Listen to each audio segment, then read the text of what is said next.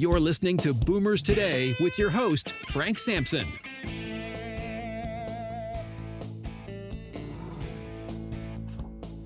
Well, welcome to Boomers Today. I'm your host, Frank Sampson. Of course, each week we bring you important and very useful information on issues facing baby boomers, their parents, and other loved ones. And I can't thank you all enough for all your support. Our listeners are growing each and every day, and it's growing organically. It's because of all of you sharing particular podcasts or our show with friends and family. Many of you listening to the show on Apple Podcasts, Google Podcasts, Spreaker, Stitcher, iHeartRadio, or some of you gone right to our website at boomerstodayradio.com. And so I just want to thank you all so much for that. And I know why you're sharing our podcasts with friends and family, because we have the best guests. And I'm not going to disappoint you today. We have somebody who I've known for a long time. I'm not going to even tell you how long, but we have with us Marcy Baskin, owner of the Senior Care Authority franchise in the San Francisco North Bay area, who's an advocate for families, offering them strategies to calm the very difficult communication issues inherent with cognitive decline and to simplify their decision-making process. Her own experience of caring for her mother, who had Alzheimer's disease, as well as her father with multiple physical ailments and cognitive disorders, launched her into a later in life education and career change. Marcy studied healthcare navigation at Sonoma State University and holds certifications as a certified senior advisor, certified dementia practitioner, and a certified Alzheimer's disease and dementia care trainer. As a support group facilitator for the Alzheimer's Association, she is grateful for the opportunity to use her education, facilitation skills, personal experience, and knowledge of available resources to assist people with ongoing family caregiver challenges, particular strategies of how to communicate lovingly and with patience, even when it feels like the end of the rope. Marcy, I'm so thrilled to have you on Boomers Today. I can't tell you. Well, I'm completely honored to be here today. Thank you, Frank. Yeah, I always read your articles. You've written some great articles and blogs, and you, in my opinion, are probably one of the greatest advisors in elder care that I know, and I mean it sincerely. So I'm thrilled that you're on the show, and I'd like to just be talking. You actually wrote an article about this subject matter that I think deserves a lot more attention. So let me just ask you, and this has to do with having successful visits with someone living with dementia. This is a very challenging subject matter, and it's very challenging for families if not handled correctly. So I'm going to just ask you to comment on that. Talk to us a little more about this. I'm sure that question right there could take up the entire, podcast, but, but so kind of an open-ended question. Talk to us about that. Okay. Well, again, thanks for having me, Frank. And I do like talking about this because it's so close to my heart, and it's close to the work that I do every single day with my clients. There are so many environments to manage and so many places where we can trip up when we're trying to navigate visiting someone who has cognitive decline or who is living with dementia. And what I mean by this is there's one's own internal environment, the feelings of loss, grief, frustration, anger, sadness. And then there's the physical environment. How many people are around during the visit? How much stimulation is there during the visit? What is the time of the visit? What are the activities during the visits? And also other people's behaviors. And then at the very center of it all is the person whose skills and understanding are diminishing. And everyone needs to be in service to that. And I hope that makes sense, what I just said. And then in a little bit, I'll talk about some of the do's and don'ts to address some of this navigation. But really, there's so much going on during a visit with someone with dementia. So much for all the individuals to deal with, that there are ways to head off some of the places where we trip up. We're human. Right. So, What about, a family? So maybe these are some of the do's and don'ts you're going to get to, but what about a family who is going to visit a loved one, and you got maybe a couple of the adult children, and they bring their kids, and they're going to go see grandma, right? And about 6 of them walk in. Is that a good thing or not a good thing? well, I don't think I'm going to answer the way you might have thought I was going to answer. It might be a good thing. It might be great for grandma if depending upon where she is in the progression of her decline, and also her relationship with the kids and the parents. And if everything is copacetic, it might be just fine. But in general, I would recommend avoiding chaotic situations.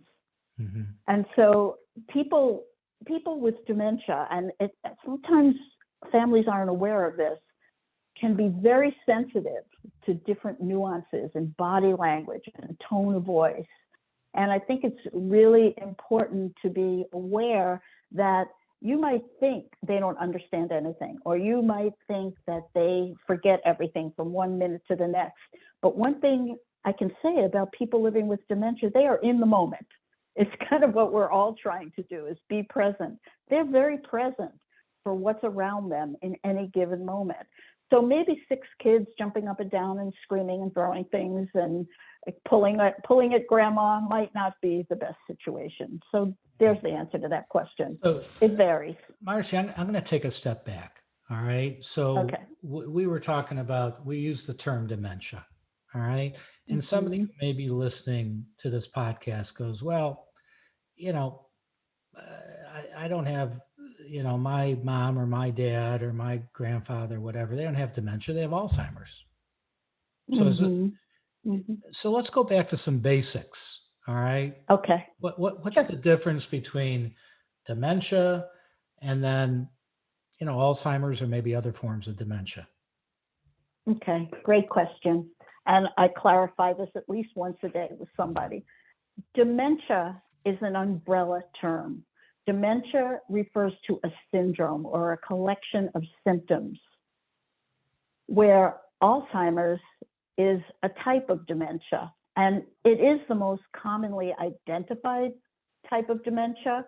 But many of you of your listeners have probably heard of vascular dementia or Lewy body or frontal temporal. There are all kinds of dementia, and depending upon where you get your information, there can be up to 90 to 300 different types of dementia. And I'm a professional, I don't know 90 types, but there are medical people who can probably recite those. But the important thing to remember, a couple of things, is that the one thing that 99.9% of dementias have in common is that it only goes in one direction and there is no cure. So we're all looking at something that is just going to get worse as time goes on. And that the individual who is living with dementia is going to become less and less capable of dealing with their own activities of daily living, of remembering, of recognizing people. So dementia, again, is an umbrella term, and everything else falls under that. And Alzheimer's, I believe the percentage is between 75 and 80% of identified dementias are Alzheimer's disease, or there's a diagnosis called mixed dementia with Alzheimer's. So it brings up another question, and then we'll come back to the visits again. All right. Sure. So somebody listening to this, and that, the news, not necessarily news, but what you just said, that there's no cure.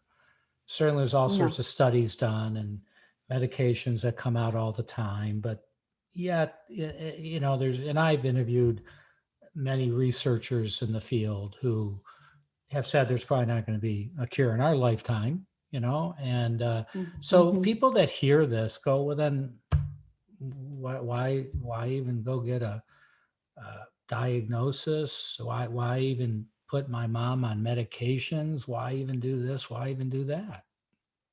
Ah, well, that's a great question.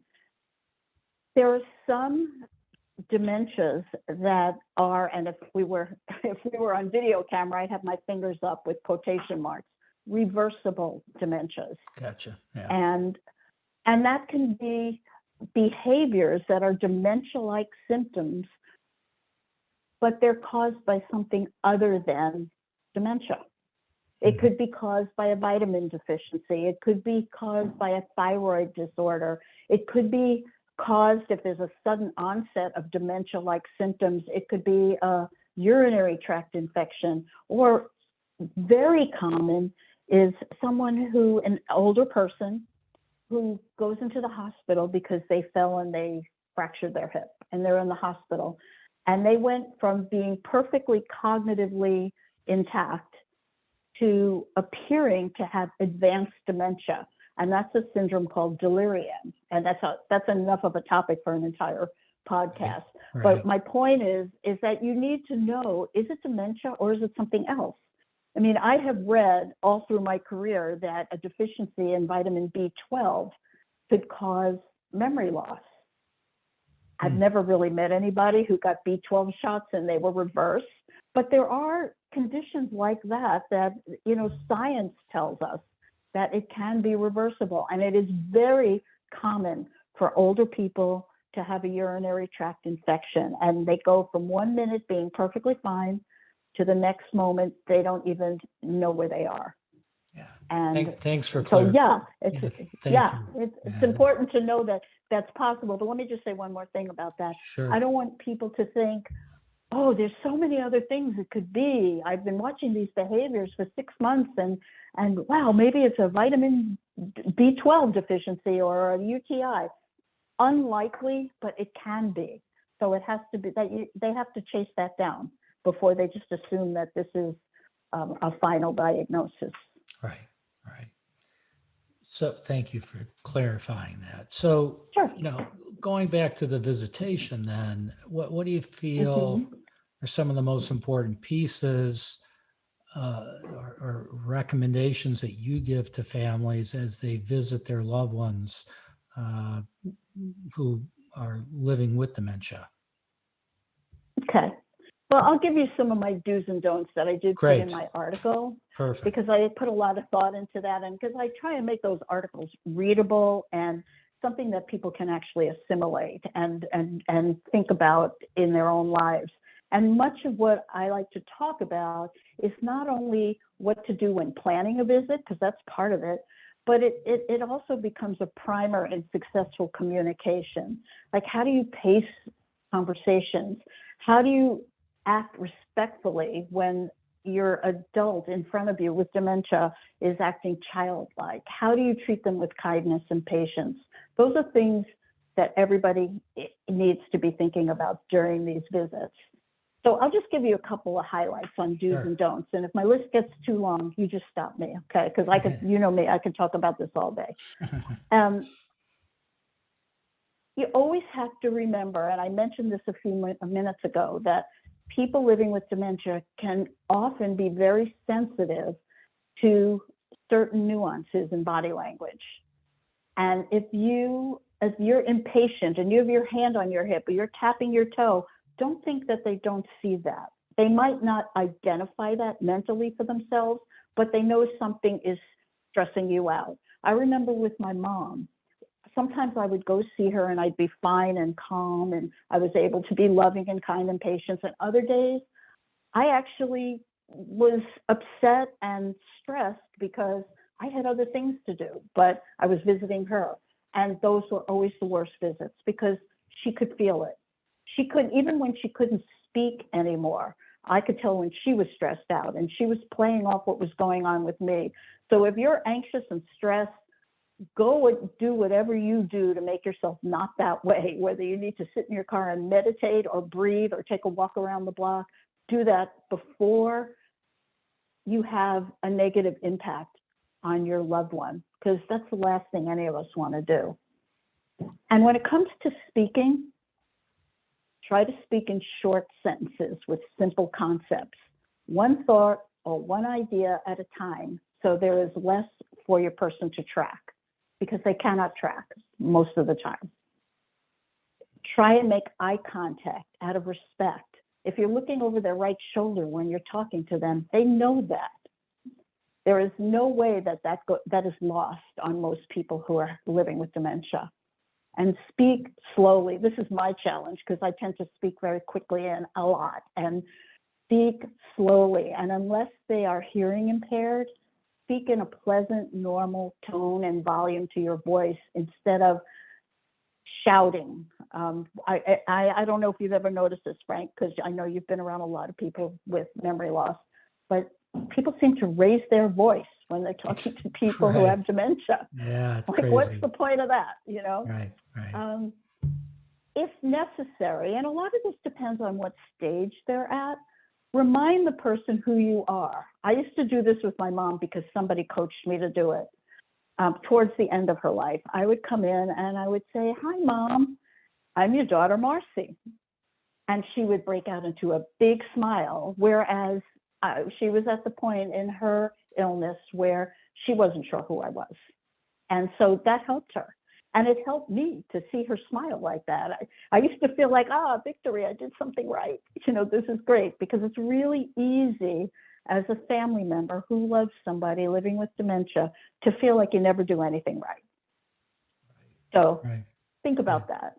Yeah. When you're speaking, you have to always allow time for your words to be processed and have patience if the person needs extra time to answer a question. And again, keep your questions simple. But, you know, you could ask a question like, "Mom, are you hungry?" And you think, well, why doesn't she just answer me?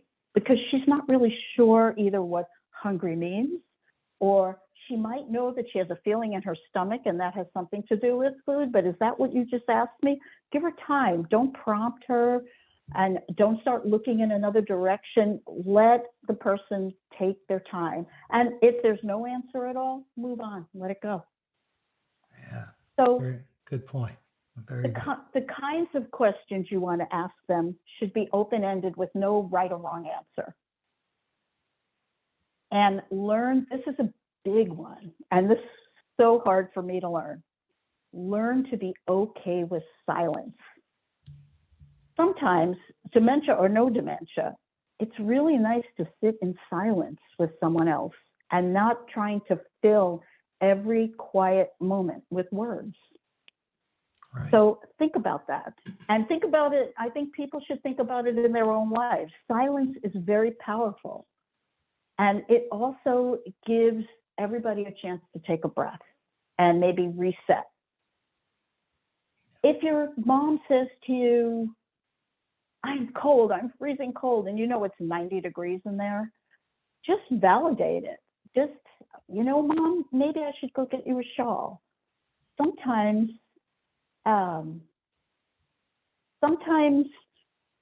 they're not really feeling cold, but they think they're cold. So just validate it. Don't say, "You can't be cold, it's warm in here." And really important, if your loved one expresses that they are afraid or they're sad or they're upset, you need to learn to manage your own feelings. You need to learn to deal with yourself, because you're the only one in the room who can really manage your own feelings for yourself. The other person can't. So it's up to you to keep your energy really clean and really calm and really kind. Yeah, and that's hard. I think that's really hard. You brought up about if, let's say, your mom was cold and it's 90 degrees in there. I mean, also, you're never going to win a disagreement.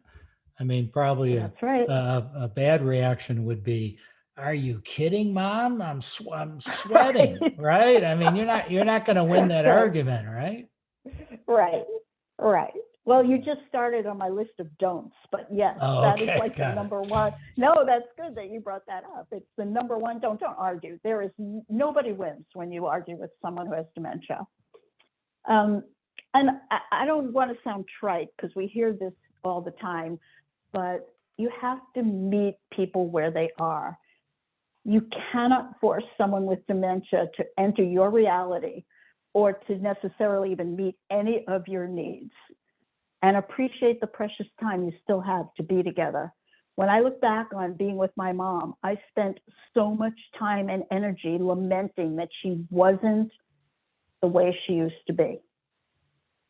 And that is such a waste of your energy because it's never going to change. Another good thing to do when you're visiting with someone who has dementia, talk about the past. A lot of people with short-term memory loss often have a really good grip on long ago memories.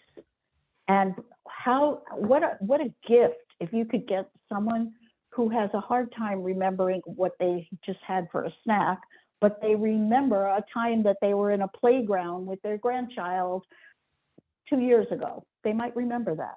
Let them talk, see if you can get them to talk about something like that. And the last I mean, it's not my last, I have a long list, but the last one I'll talk about now is try and touch them physically, using touch to express that you care about them. Because often people living with dementia crave just a gentle, loving touch and are often lacking in that kind of contact. I've noticed from being in memory care facilities for years, I've noticed how people are often sitting in a chair, almost crying out energetically to be touched. And it's like people think it's contagious. If I touch this person, I'm going to get this. You know, everybody needs to be touched. But people like you and me, Frank, can say, I need someone to hold my hand right now, or I need someone to. Did you hear that beep? Is that on your? I didn't hear any beep. Okay. All right. Okay. Something is beeping on my end, but okay. All right, I'm going to go quickly to the try not to. That's my don't list. Instead of saying don't, I say try not to. Try not to argue. Like I said, that's the number one thing. Because especially if it's your parent or someone you have a lifetime of dynamics with, and they're saying something that you would normally think is ridiculous, it's not ridiculous to them, and they really believe what they're saying. So try not to argue and change the subject. Try not to be impatient. I'm sorry, go ahead. No, I'm going to say that's another great point. These are all great points. Go ahead. Yeah. Try hard to not become impatient with repetition. They can't help it. That's what finally got me, over the finish line with my mom towards the end when she was still talking. Repeating herself incessantly, and I went crazy until somebody coached me how to breathe through that and how to realize that she cannot help it. I can help myself by not getting impatient.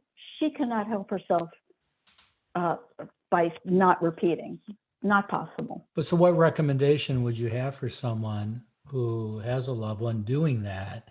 And they're trying to be patient, but is there a way to divert the conversation and hopefully they concentrate on whatever that next subject matter is? So what recommendation would you have? Well, it really depends. That's a great question. It depends really on what they are repeating. If they repeat, I'm hot, I'm hot, I'm hot, I'm hot, I'm hot. Well, what would you say, Frank?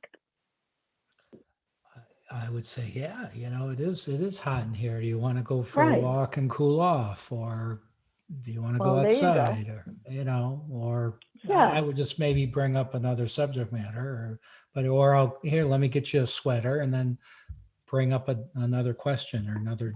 I'm sure. Yeah. They'll come back to it, but right. They might. You know what? If you I'm sure many of the listeners have heard of redirecting. If you redirect them well, and it takes practice, And that's kind of what you were saying. Okay, I'll get you a sweater, then let's go outside. And then I know for my mother, where she lived in the memory care place where she spent the last part of her life, they had a beautiful outdoors, but nobody ever took her outdoors except me.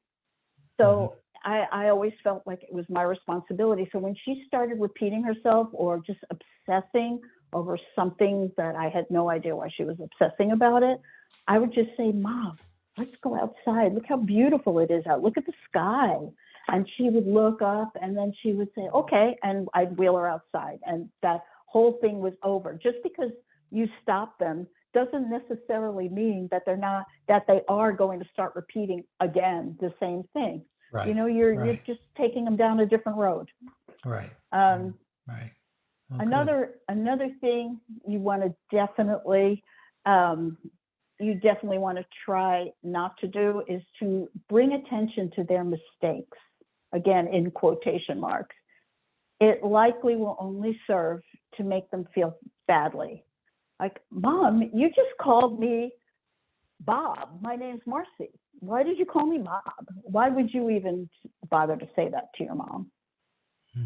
Try not to make assumptions or to speak for them. If someone asks if they would like a cup of tea, let them process the question, manage your own impatience, and let them answer for themselves. You don't know if they really want a cup of tea or not, and you might want a cup of tea, so ask them for yourself, but don't answer for them. It's disrespectful. Very important. Do not talk to them like they are children. Condescension is very painful, to be on the other end of someone condescending to you. Chances are that person is your parent or some other older relative. No need to emphasize the role reversal, which I'm sure you've done a whole podcast on role reversals. In fact, I know you have. Right. And as the last thing I'm going to say about do not do is do not talk to someone else in the room as if your mom or dad or older relative was not in the room. Don't talk about them in front of them ever. And to some of this, there are probably people who listen to this who are the type of people who would just know this organically because they would never treat anybody like that. But there are also people who are good-hearted and mean well, but do some of these things. And, you know, my basic theory on that is more often than not, the person who I'm talking to today about the do's and the don'ts is in a lot of pain over what's happened to their relative or their loved one. And it's hard to be your best self when you're really suffering and feeling really sad and feeling grief when the person is even still alive. I think you did a podcast on ambiguous grief as well, Frank, if I'm not mistaken. Yeah, I did. These are all super, super important things. And the last couple of things I want to say is not so much do's and don'ts, but how do you prepare for this meeting? And it's a really good idea to remember that more than one or two visitors at a time can be extremely overwhelming. Yeah, we mentioned that at the beginning, right? Yeah, that's right. You asked me that. And then we mentioned this as well, keeping the environment as calm as possible. Don't have loud music playing, even though you think your guests would really like that music. The TV shouldn't be blaring. Distractions are so hard for everybody, not only the people living with dementia, but the people who are trying to navigate this visit. So keep it calm. It makes a difference. So scheduling your go ahead. No, go ahead. Go ahead, finish. Yeah. I was going to say that it's important also to schedule the visits at a time when you have the best chance at a successful visit. Meaning, if they have a favorite TV show, don't schedule the visit during that. Let them watch their TV show. If they like to nap at 2 p.m. every day and you know that works for them and helps their mood, don't have a visit at that time. And also, you know, there are people who experience sundowning. And as the day gets later and the light changes, sometimes behaviors get more anxiety provoked. So if you have someone who's sundowning, consider that when you're considering the time of the visit. And all this information, everything we talked about today, should be shared with the visitors you're planning to have come, and share it with them in advance so they can think about it and prepare themselves. And I know it'll make it better for everyone. Right. I know you mentioned this, but I can't emphasize enough. Make sure you're in the right frame of mind, right? If you had a bad day, Right. maybe it's not the best time to go visit mom. Okay. But so you want to make sure that you get yourself in the right frame of mind. And then I want to bring up something else. Again, it's just reiterating, but I think it's important. You said when you visit, it's good to ask open-ended questions, okay, which I 100% agree with. At the same time, you know, the whole short-term memory, long-term memory. So maybe those questions you ask, even though they're open-ended, shouldn't necessarily be, Mom, how was your day? You know, maybe that's a very general, or what'd you have for lunch? Or, you know, those, because that individual actually may not remember that, and they could be embarrassed by that fact.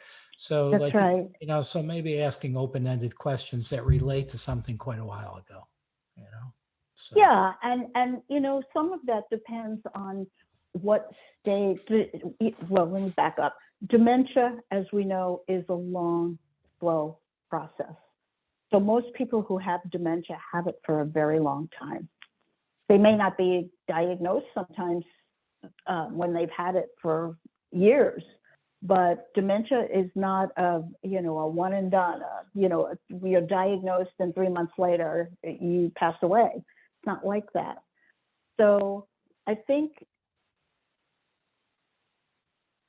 what am I trying to say here? I think what I'm trying to say is that there's no one size fits all suggestions for all situations and all individuals.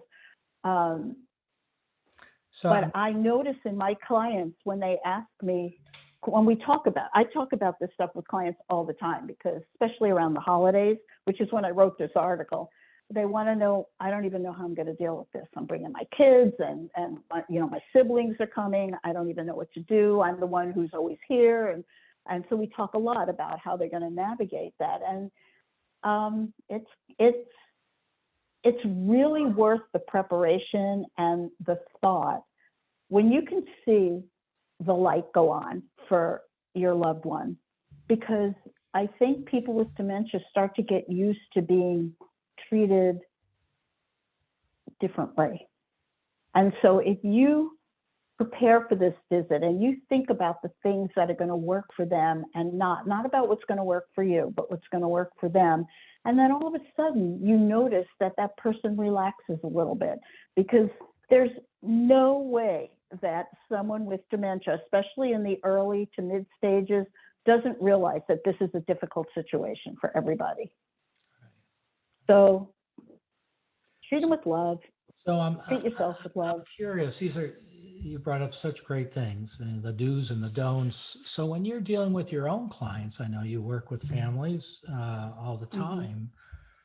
How do you get buy-in from them on these types of things? How do they react to you, or are they kind of in denial? What are your thoughts there? Well, denial is a very powerful force, and I think we all experience it sometime in our life. It protects us from facing a very hard truth.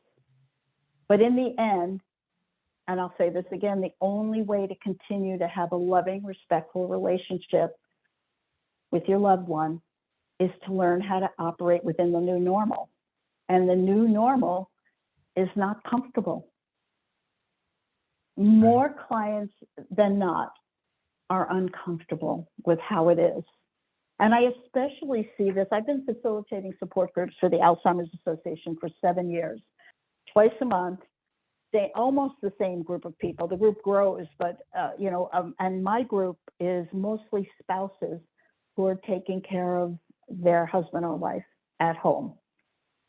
And I see them come in with all this denial and listening to the stories of the other people in the group and saying, oh, it's not like that for me. It's never going to be like that for me. And I watch them cycle through all their layers of denial until one day they show up at group and they are crushed because it hits them. And some people do things like join a support group. Some people get a therapist to support them. I did everything when my mother was ill.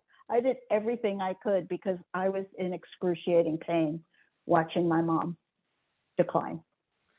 And sometimes I actually wish I could do a do-over. If only I knew then what I know now. Actually, that's a great lead into my next question. I wanted to ask you, you said your mother had Alzheimer's, you cared for her and your father, but your mother had Alzheimer's. So did you experience certain pitfalls? Because this was before you got into the business and doing what you do now. So did you experience any of the pitfalls that you recommend avoiding to others when dealing with your parents? Yes, pretty much all of them. Okay. It was very challenging for me to accept the reality of my mom's dementia, someone I had known my entire life, and to realize that there were parts of her that I could no longer access. Right. So,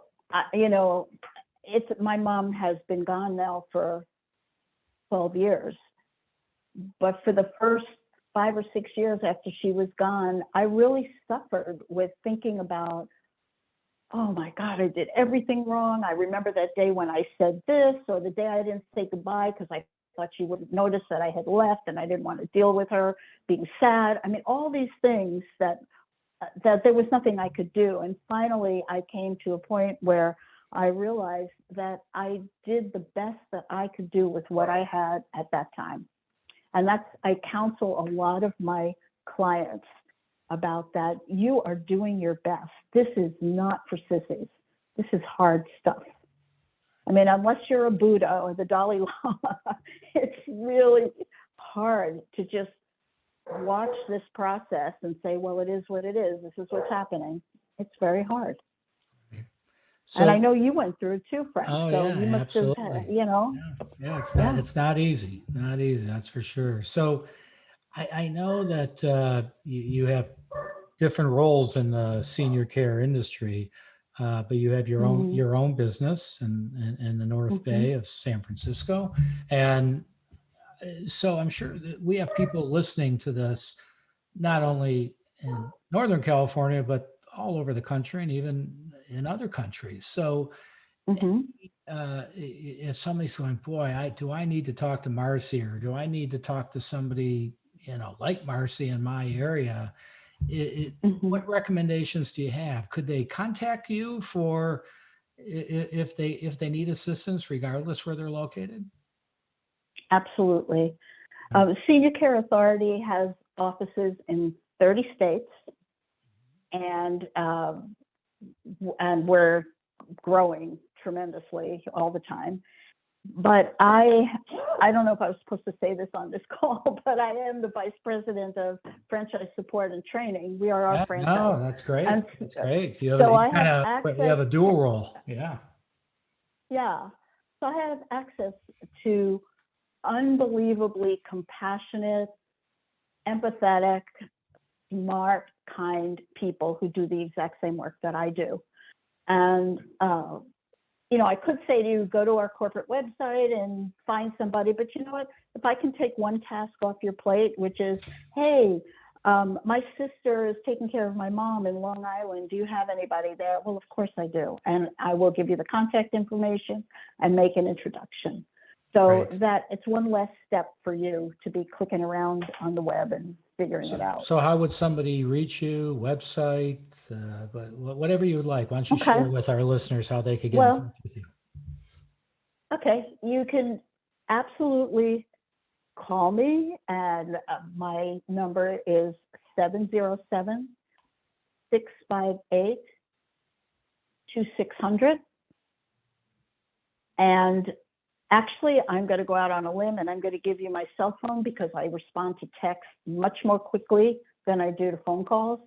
And my cell phone is 415-302-2929. And you can also call me on that number. Right. My website is seniorcareauthority.com/S like in Sam, F like in Frank, North Bay, all one word, SF North Bay. And you'll get right to my website. And when you go to my website, you can read about my team. I have a team of, there's 3 of us who all work this area. Loretta Rotolo, who's amazing, and an art therapist, as well as a certified dementia practitioner, and DJ Colbert, who is a board certified patient advocate. So we got you covered. We circle the wagons with our clients. So we'll help you in the North Bay. I don't want to end the podcast without mentioning you've also written a book, right? I did. I wrote a book called Assisted Living, Questions I Wish I Had Asked. Great. And I wrote that book after my mom passed away because I realized that if you don't know anything about how to evaluate an assisted living or memory care or any senior living situation, if you don't know what to ask, then how can you possibly make a decision or help someone make their own decision? I didn't know that there were people like me who could have helped me. I did everything myself, and I made a lot of mistakes, and I caused myself a lot of stress because I was expecting things to be different. So my book, it's only 70 pages. It's a quick read, and it's something that you can take with you or read before you even start the process of thinking about whether or not you think senior living would be a better option for your parent than where they are now. And there are a lot of levels of senior living, so why not know all about them? So I hope you get my book. Great. And you can get it on Amazon, and it's very inexpensive. And I'd say you could contact me, but if you wait for me to mail you a book, who knows how long it'll take. Better to go to Amazon. They're better than I am. Marcy, thank you so much for joining us. I really, really appreciate it. Wealth of information. Thank you.